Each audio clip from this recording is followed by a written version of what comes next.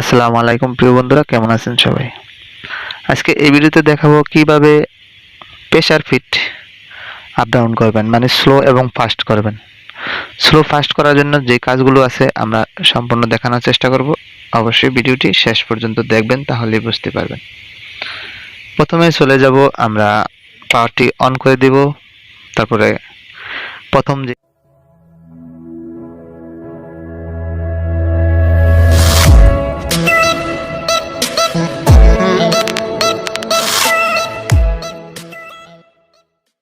যে কাজটি করতে হবে, অবশ্যই পাওয়ার অন করতে হবে।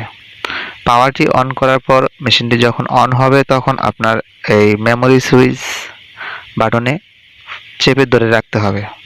আমি মেমোরি সুইচ বাটন চেপে ধরে রাখলাম। মেমোরি সুইচ বাটনটি চেপে ধরে রাখার পর দুইবার ডাক দেওয়ার পর ছেড়ে দেবেন। ছেড়ে দিয়ে মেমোরি সুইচ 2 তে ক্লিক করবেন। 2 তে ক্লিক করার পর এখানে আস্তে আস্তে উপরে উঠবেন। এখানটা হচ্ছে presser feet. Presser feet low high করার জন্য এটা কমায় দিবেন। 4000 আছে, এখানে 2000 করে দিবেন। 2000 করে দিলে আপনার প্রেসার ফিটটা অতিরিক্ত পড়বে না। আপনি যদি 4000 রাখেন তাহলে দেখুন সাউন্ডটা কিরকম আসে। 4000 রাখলে একটু সাউন্ডটা বেশি আসে, তাই আমি 4000 না রেখে এটাকে 2000 করে দেব। 2000 করে দিলে এটা স্ট্যান্ডার্ড একটা প্রেসার ফিটের স্পিড। এটা হচ্ছে মূলত প্রেসার ফিটের স্পিডটা কমাইতে বাড়াতে পারবেন কিভাবে, তাই দেখানো আছে। এখন এটা তো আমি দিলাম। এটা দেওয়ার পরে আপনি যদি অন্যান্য প্রোগ্রামগুলো দেখতে চান প্রেসার ফিটটা কতটুকু স্পিডে উঠবে, এটা 1500 স্পিডে উঠবে, আপনি চাইলে এটা একটু কমাইতে বাড়াতে পারবেন। তারপর এটা হচ্ছে সিজার স্পিড, কতটুকু স্পিডে সিজারে কাটবে, সুতাটা কতটুকু স্পিডে কাটবে, আপনি চাইলে এখানে কিছু কমায় দিতে পারেন, অথবা যদি আরও বেশি চান তাহলে দিতে পারেন। আমি কিছুটা কমিয়ে দিলাম যাতে সুতাটা একটু বড় থাকে, কারণ একটু কমাই দিলে সুতাটা একটু বড় হয়, তাই সিজার স্পিডটা একটু কমাই দিলাম। আর সিজার স্পিডটা যদি বাড়ানো থাকে তাহলে সুতাটা, ববিনের সুতাটা ছোট হয়ে যায়। এভাবে যতগুলো প্রোগ্রাম আছে এক এক করে আপনি দেখতে পাবেন। এটা সম্পূর্ণ আমরা এই ভিডিওতে দেখানোর চেষ্টা করব। অবশ্যই ভিডিওটি শেষ পর্যন্ত দেখবেন, তাহলে কিন্তু বুঝতে পারবেন। এটা হচ্ছে আপনার উইপার স্পিডটি কিভাবে কতটুকু স্পিডে দিবেন। আপনি চাইলে উইপার স্পিডটি বাড়াতে কমাতে পারবেন প্লাস মাইনাস অপশন দিয়ে। উইপার স্পিডটি নানান ধরনের সিস্টেম করা যায়, আপনি চাইলে সব কিছু করতে পারবেন। এটা হচ্ছে মূল, এই মেশিনের মূল একটা লেফট রাইটের সিস্টেম ক্লামের। আপনার ক্লামটি অনেক সময় দেখা গেছে ইরোর দেখায়, ইরোর 40। ইরোর 40 যখন দেখাবে তখন আপনি এই মানটা মনে রাখতে হবে। আমি যেহেতু প্রথম ধাপে আসছি, এই মানটি মনে রাখতে হবে। ইরোর 40 যদি এভাবে থাকে তাহলে ইরোর 40 আসবে না, যদিও আপনার বাট্টিকটি বড় হয়। ইরোর 40 না আসার জন্য এখানে প্লাস 20 থাকতে হবে, এখানে মাইনাস 20 থাকতে হবে। একটু ভালোভাবে বুঝবেন, এখানে মাইনাস 20 থাকতে হবে, এবং এটা হচ্ছে উপরে মানে লেফট রাইট মানে আপার নিচে নিচে উপরে, উপরেটা প্লাস 10 থাকতে হবে, নিচেরটা মাইনাস 20 থাকতে হবে। এভাবে যদি আপনি এক্সেল এবং ওয়াই এক্সেল যদি সেট করেন তাহলে কিন্তু আপনার এরর 40 আসবে না। এখানে কিছু কাজ আছে। ওয়াই এক্সেল স্পিডটা আপনি কতটুকু দিতে চাইতেছেন, আপনি মেশিনের স্পিড কমাই দিয়েছেন কিন্তু ওয়াই এক্সেল স্পিড কিন্তু কমাইতে পারেন নাই। এটা হচ্ছে ওয়াই এক্সেল স্পিড। ওয়াই এবং এক্স এর স্পিডটা যদি কমাই দেন তাহলে কিন্তু আপনার মেশিনটা স্পিডটা কমে যাইবে, ক্লামটি দৌড়াবে স্পিড কমে এবং বাড়তিতে। এভাবে যদি আপনি করেন তাহলে আপনার সুযোগ সুবিধা ভালো হয়। এটা হচ্ছে নিডেলটি প্রথম ওঠে কতটুকু নামে এরকম সিস্টেম। আর মূলত এটা হচ্ছে যে আপনি যখন পাওয়ার সুইচ অন করবেন অটোমেটিকলি রেডি বাটন রেডি হয়ে যাবে মেশিনটি।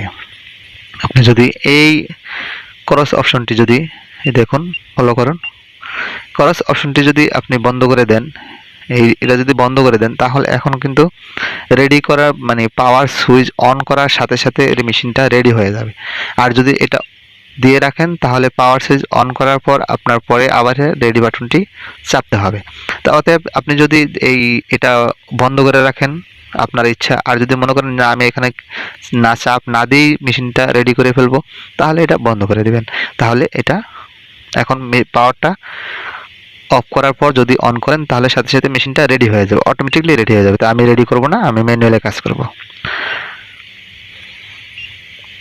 এরপরে আরো অনেক আছে যে এটা আপনার টেনশন, এই টেনশনগুলো করতে পারবেন। এটা ফিডের এখানে মূলত আরেকটি সিস্টেম আছে, আপনারা অনেক সময় মেশিনটারে কাট করে রাখেন, কাট করে রাখার পর কিন্তু আপনি মেশিনটা রান হয় না, কারণ সেন্সরে কানেকশন না পেলে লাইন হবে না।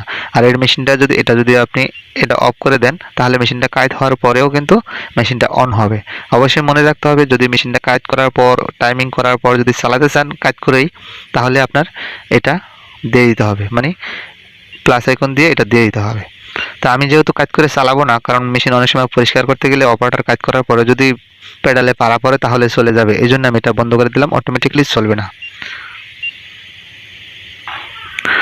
এখানে K21 একটি সিস্টেম আছে, আপনার পেডাল সিস্টেম। পেডালটা অনেক সময় একবারে পাড়া দিলে একবারে ওঠে, দুইবার পাড়া দেওয়া যায়, দুই ধাপে কাজ করা যায়। এখানে যদি কিন্তু আপনি কাজ করতে পারবেন 1 2 3 স্টেপে হিসাবে কাজ করতে পারবেন। তবে এই প্রোগ্রামগুলো যদি ভালো লাগে অবশ্যই আমার এই ভিডিওতে একটি লাইক দিবেন এবং অন্য বন্ধুদের দেখার জন্য শেয়ার করবেন।